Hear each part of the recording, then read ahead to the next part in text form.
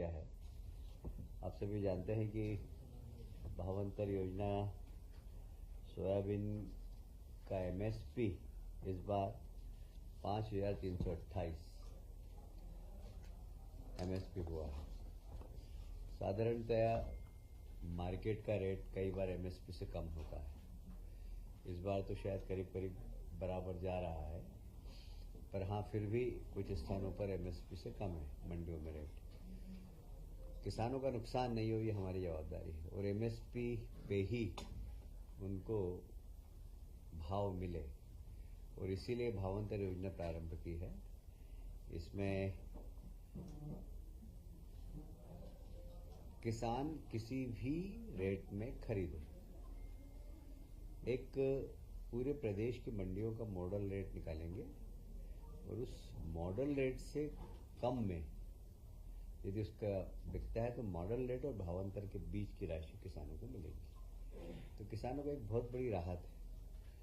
उसका कारण है थोड़ा सा कि इस बार पानी कहीं पर बहुत ज़्यादा गिरा, कहीं कम गिरा, दाना छोटा है बड़ा है, इससे किसान को भाव कम मिलने की संभावना थी। पर ये भावांतर योजना आने से अब किसान बड़े लाभान्वित होंगे, किसी किसान को नुकसान नहीं होगा और कम से कम उसको एमएसपी और मॉडल रेट के बीच का पैसा तो उसको मिलेगा ही, ये इसमें सुनिश्चित किया गया है।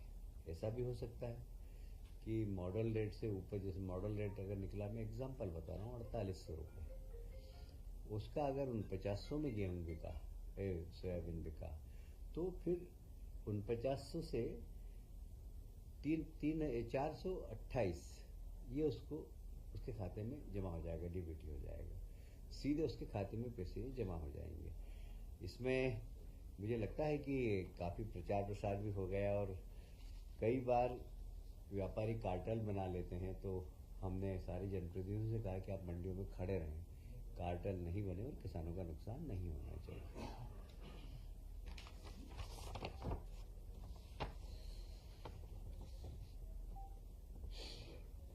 कोदो कुटकी आप सभी जानते हैं कि एक समय में कोदो कुटकी 2 रुपये और 3 रुपये किलो किसानों को बड़ी मुश्किल से मिलते थे, और ये कोदो कुटकी वहीं पैदा होता था जहाँ पानी नहीं होता था, कम पानी में। और हमारे देश के प्रधानमंत्री जी ने कोदो कुटकी का भाव पूरी दुनिया के अंदर बढ़ा दिया, और हेल्थ के प्रति जो कॉन्शियस लोग हैं, आप सब लोग कोदो कुटकी ही खाते हैं, गेहूं छोड़ दिया, उसमें से एक मैं भी हूँ। जैसे बहुत सारे लोग हैं जो कोदो कुटकी खाने लग गए। एक समय था जब ये 2 रुपये 3 रुपये में मिलता था, और माननीय प्रधानमंत्री जी ने इसकी खेती को भी प्रोत्साहन दिया है। एक लंबी घटना है, पर मैं आपको कभी बाद में बताऊंगा। वो कोदो कुटकी का रेट मिले, हमारे 11 जिलों में किसान बोते हैं और उनको सही मूल्य मिले और उस खेती के प्रति भी प्रोत्साहन मिले उनको, इसलिए एक तो रेट हमने किया है 3500 रुपये प्रति क्विंटल, ये किया है कुटकी का, और कोदो का है 2500 प्रति क्विंटल। ये सब 250 और 300 रुपये प्रति क्विंटल में बिकते थे, मतलब मैं किराने वाला हूँ इसलिए मुझे मालूम है। और ये एक राज्य सरकार ने बहुत अच्छा काम किया, श्री अन्न फेडरेशन बनाने का निर्णय लिया है।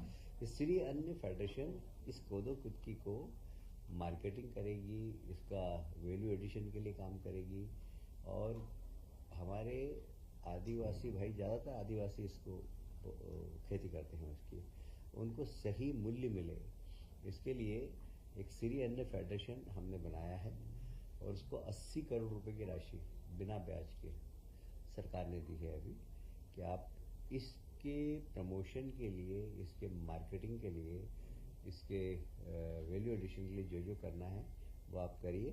तो एक बहुत बड़ा लाभ हमारे वो आदिवासी बंधु जो कोदो कुटकी बेचते थे, उनको देने का काम हमारी सरकार ने किया है। रेशम समृद्धि योजना, ये भी एक समय में हमारे यहाँ काफ़ी होता था, पर धीरे धीरे कम हो गया। इसमें पहले राज्य सरकार प्रति एकड़ लागत मूल्य 3.65 लाख प्रति एकड़ लागत मूल्य मानती थी। अब हमने इसकी लागत मूल्य 5 लाख कर दी।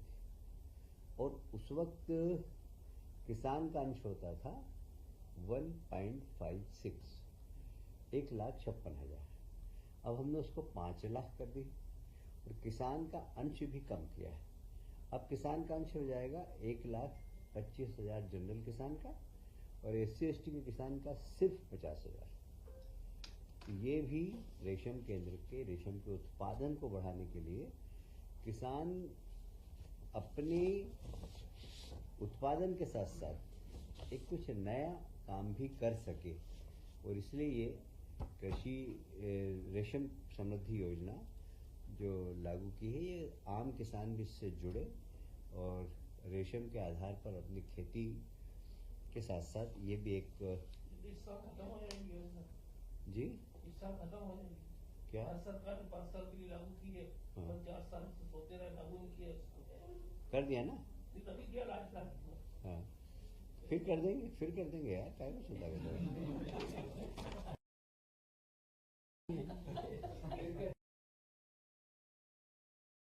भारत सरकार ने सूक्ष्म लघु और मध्यम उद्योग जो MSME है वो कोविड के वक्त तो बहुत संकट में आ गई थी, और आपको याद है प्रधानमंत्री जी ने MSME को बढ़ावा देने के लिए अलग से बैंक लोन, उनके उत्पादन को मार्केट मिले, इसके लिए काफ़ी प्रधानमंत्री जी ने प्रोत्साहन राशि दी थी। अभी भी रैंप योजना के अंतर्गत अभी हमें 105 करोड़ रुपया सिर्फ इसके अंदर वही होना है कि कैसे उनके क्वालिटी सुधरे, उनको मार्केट मिले, और यह पूरी MSME को प्रोत्साहन के रूप में, क्योंकि MSME एक ऐसा क्षेत्र है जहाँ रोजगार की संभावना बहुत रहती है, तो इसलिए रोजगार ज़्यादा से ज़्यादा मिले लोगों को, तो MSME को प्रोत्साहन देने के लिए ये योजना प्रारंभ की है। इसके अंदर लगभग बजट में 105 करोड़ रुपए हमने स्वीकृत किए हैं। यह MSME के क्षेत्र में एक क्रांति लाएगी, इसलिए कि MSME उद्योग को ट्रेनिंग देना, क्वालिटी सामान कैसे बनाना, अपने देश में मार्केट की स्थिति, एक्सपोर्ट करना हो तो उसकी जानकारी, ये सब हमारा विभाग इसमें करेगा। इसमें 105 करोड़ की स्वीकृति है। 105 करोड़ जो है सर, केंद्र सरकार जो भी देगी उसमें 30% राज्य सरकार मिलाएगी। हाँ, इसमें ये भी है कि केंद्र सरकार जो राशि हमें दे रही है उसके अलावा हम 30% हम भी इसमें देंगे। अभी राशि फिक्स नहीं है, मतलब जितना है 105 जो 30% होगा इसको दे देंगे।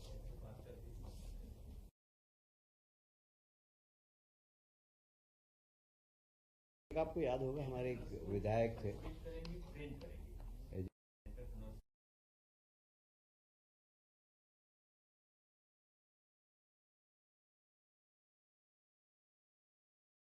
ट्रेनिंग देना, विदेशों में यदि आवश्यकता है तो कैसे एक्सपोर्ट करना, ये सारा मतलब कुल मिला के प्रमोशन ऑफ MSME है। एक आपको याद होगा हमारे एक विधायक साथी हैं मधु वर्मा जी इंदौर के, उनको वो सीवियर अटैक आया था, और एक उनके गनमैन थे उनके साथ में उस वक्त, 15वीं वाहिनी के श्री अरुण सिंह भदौरिया। उन्होंने बहुत मेहनत करके घर से हॉस्पिटल ले जाने में उन्हें CRP दिया, मुंह से ऑक्सीजन देके उनका हार्ट चलाया, और डॉक्टर का ऐसा कहना था कि इतना सीवियर अटैक था कि ये यहाँ तक नहीं आ सकते थे यदि ये जवान ये सारी प्रक्रिया नहीं करता तो माननीय मुख्यमंत्री जब देखने आए तो हमने उनको रिक्वेस्ट किया कि इस जवान ने तो मधु भैया की जान बचाई है, उसको मुख्यमंत्री जी ने घोषणा की कि हम इसका out of the turn promotion करेंगे। विभाग में इस प्रकार के प्रमोशन कभी भी नहीं हुए आज तक। अधिकारियों का ये कहना था कि नहीं ये तो ड्यूटी किया तो क्या होगा, लेकिन नहीं, ऐसे लोगों को प्रोत्साहन देना चाहिए और आउट ऑफ टर्न इनको हम प्रमोशन दे रहे हैं। आगे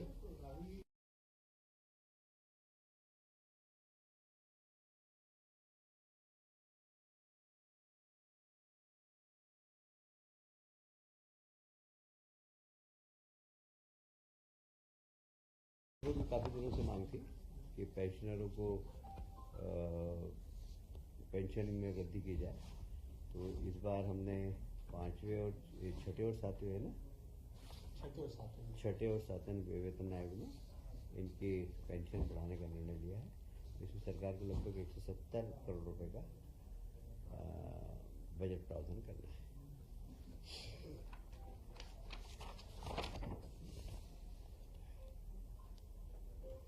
देखिए बहुत महत्वपूर्ण आज निर्णय और हुआ है। सरदार पटेल कोचिंग प्रशिक्षण योजना, ये साधारणतः अल्पसंख्यक और SC/ST और पिछड़े वर्ग के हमारे नौजवानों के लिए है। इसमें काफ़ी दिनों से एक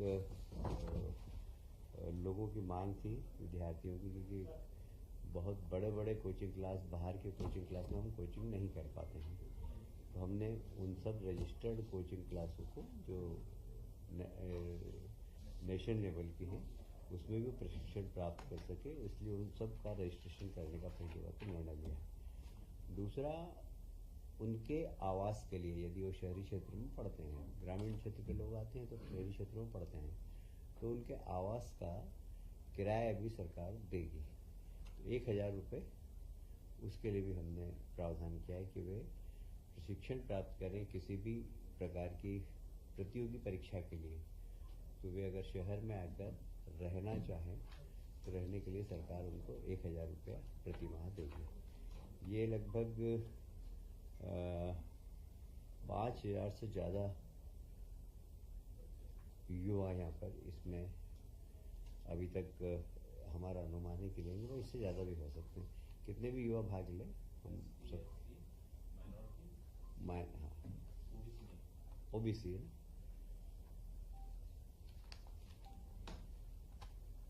आज की सत्यनारायण की कथा समाप्त।